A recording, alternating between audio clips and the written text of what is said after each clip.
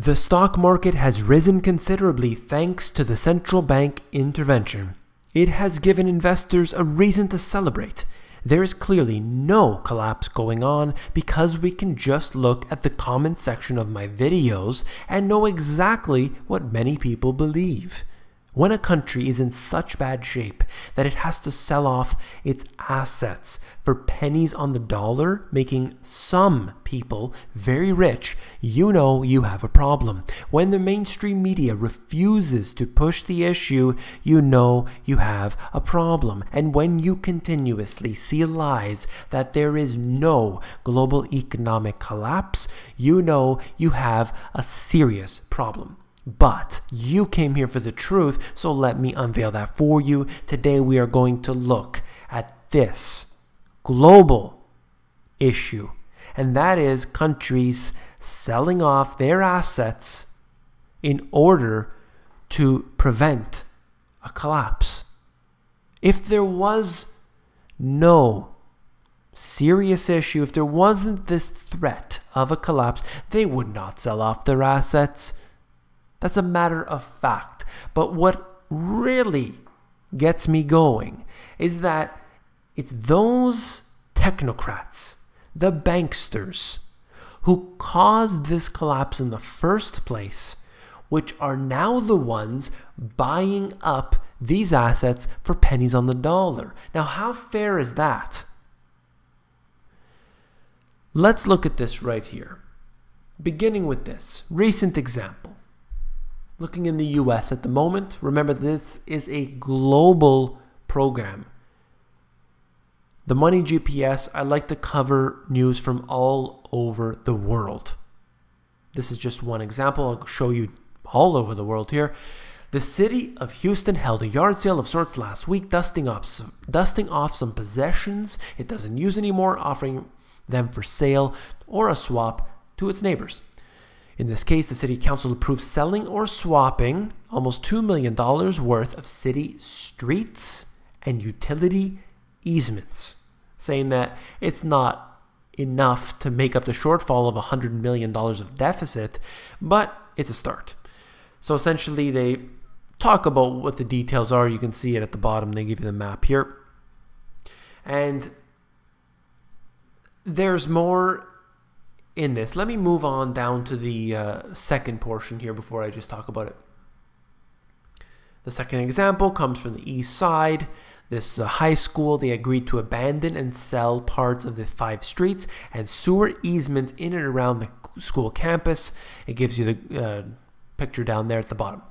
What this tells me is that they have a problem where there's too much debt. They've run into too much of these extreme levels of deficit, and there's no telling where it's going to head in the near future.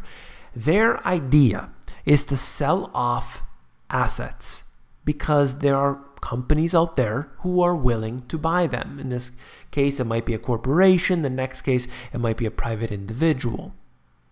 So, what I would suggest is that on the surface, perhaps many individuals will believe this is a good idea because you can produce income for the government, make up for the shortfall, and at the same time, if it's something that the government isn't using, you might as well be profiting off of it.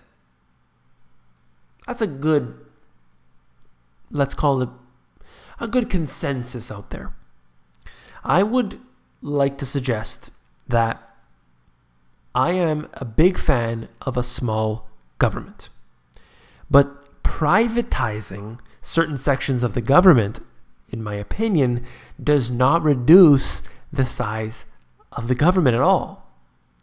What it does is it basically transfers the power into the hands of some corporations.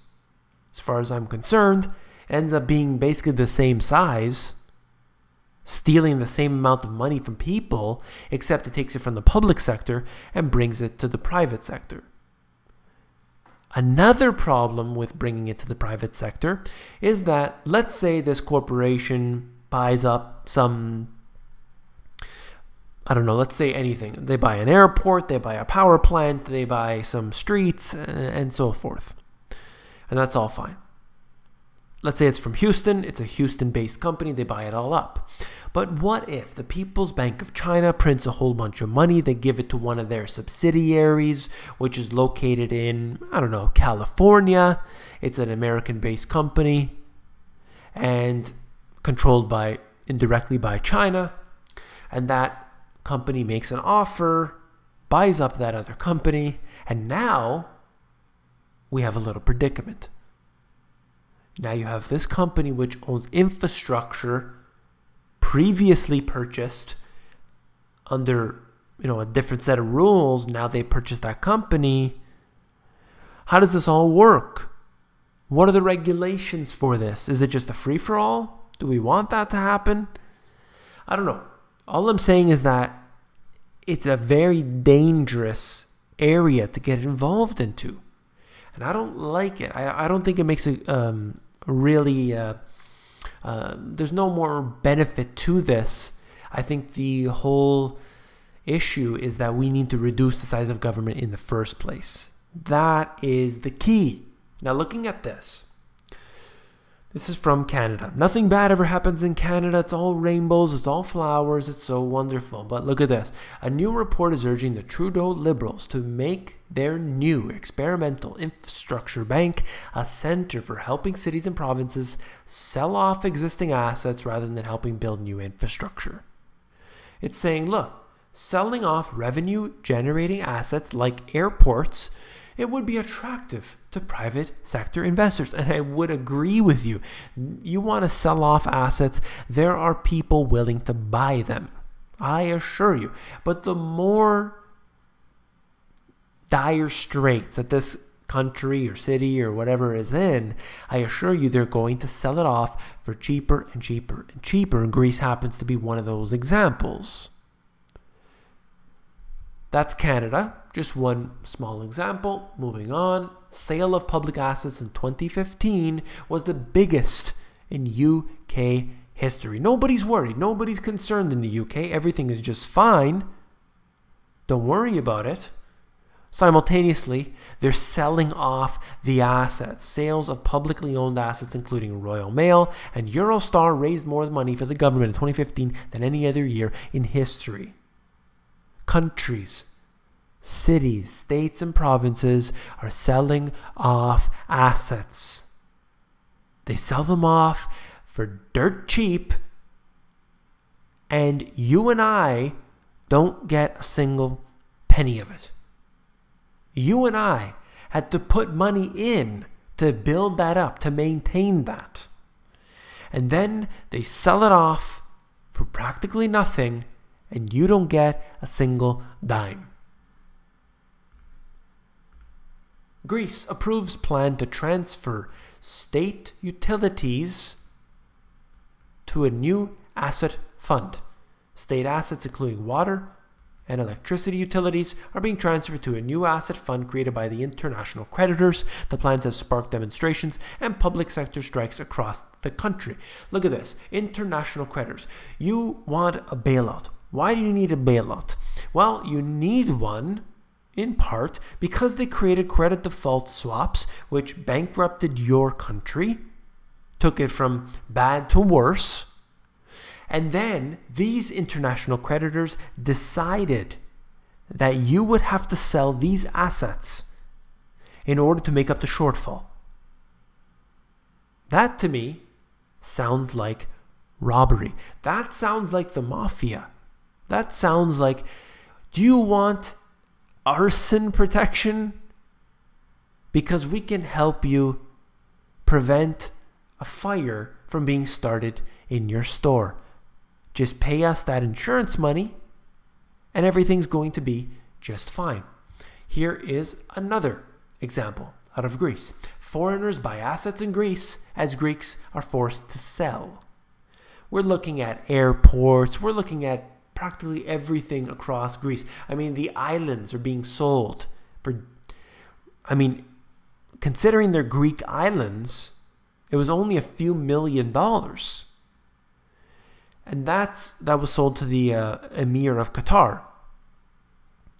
Of course, he said that it wasn't enough because he had so many children that he wanted one island for each child.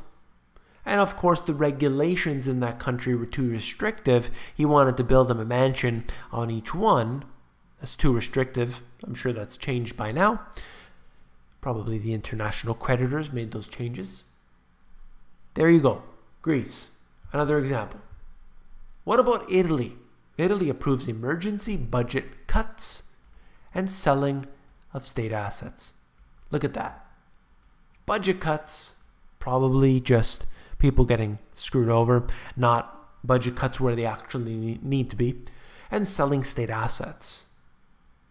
How far does a country have to go before people wake up, before people understand, before people see the reality that day by day by day, there is a global economic collapse going on?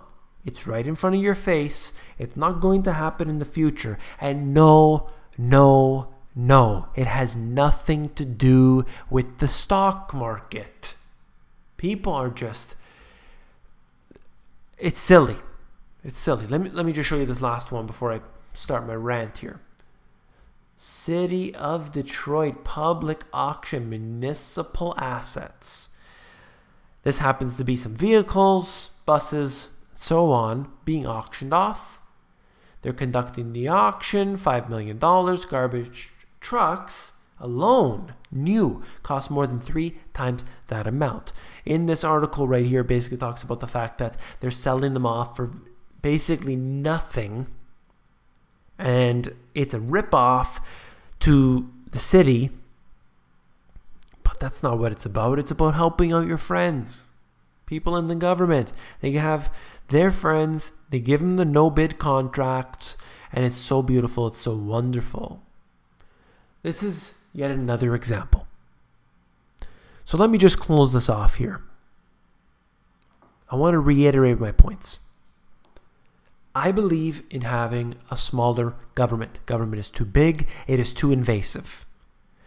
Billion-dollar facilities like the NSA building in Utah are set up specifically to spy on people, to lose their liberties. How about saving $4 billion? Take that facility, take the money, and put it back into the infrastructure. Of course, that's not going to happen. Look at the skyscraper located in Manhattan with no windows on it. That's used to spy on people. What about that? Instead, use that money to put it back in the infrastructure. No, that's not going to happen. Instead, you have one example after another of these countries, these cities, having to sell off what they have to pay back those criminal bankers who have stolen everything from us and do so every single day. In the last financial crisis, we saw the true criminality. We saw the true face of those who own and control these corporations. And guess what? They operate the government. There is no separation in between the government and corporations. One man, a few decades back, called that fascism. You call it whatever you want. It's collectivism, it's totalitarianism. I don't care. It is us versus them. And it looks like they're winning. When people say the global economic collapse is not happening, you idiot, just look around. The stock market is doing well. Well, allow me to speak the truth. The central banks are printing money, causing inflation that is devaluing the currency, and as a result, asset prices are rising. And that will continue to happen unless something drastic changes. Do you want to know if a particular stock will rise? If it's, let's say, a blue chip type stock, you need to know if the market cap will rise? Do you think more money will end up in this industry, in this company, in the short term, medium term, long term, whatever you're investing for? Do you believe that will increase? If the answer is yes, then that stock is probably going to go up. That's just the way it works. The global economic collapse isn't talking about the stock market declining, although at some point I do believe that they will usher in a new monetary system. How will they get away with it? Well, first, they will create an intentional deflation. They'll allow this to happen. They will reduce the liquidity, the central banks. Reduce the liquidity, it will cause a massive deflation to occur, and then they will ramp up the printing presses, causing a hyperinflation. They will destroy asset holders in different ways because I believe many people will pull their money out. They'll get scared, they'll pull their money out. And people who are willing to keep their money in, how do you know you're going to be able to take your money out? And where are you going to put it? Do you want to take your money out of the stock market if everything is hyperinflating? Look at the people in Venezuela. What would they do with it? If they take their money out of the stock market, are they going to hold it in cash? It's even losing value every single day, every hour. So what do? So this is the challenge that we have. That's why I talk about the money GPS strategy in my new book. Because it's getting away from the system altogether. This system is putting you and I in chains. And how do you beat the system? Well, I like to evade the system. And that's becoming self-sufficient. That's getting out of here with this system. That's being able to provide for yourself instead of dealing with these criminals. And yes, to a certain degree, we have to deal with them. But we can really, truly reduce our dependence on the system before it crushes us all. You came here for the truth, so let me unveil that for you. I hope I did so today. If you found the video informative, please give me a thumbs up. Last but not least, if you found the video informative, I know you will find my book, The Money GPS, and my new release, Global Economic Collapse, even more informative. So check those out at Amazon. They have a look inside feature. You can flip through the books over there. The link is in the description. And stay tuned. You didn't hear this from me, but I'll be interviewed by X22 tomorrow. I don't know when he's going to post that video, so check that out. I'll definitely put it in the interview section on my page, or just go to X22. You'll see him there. Take care.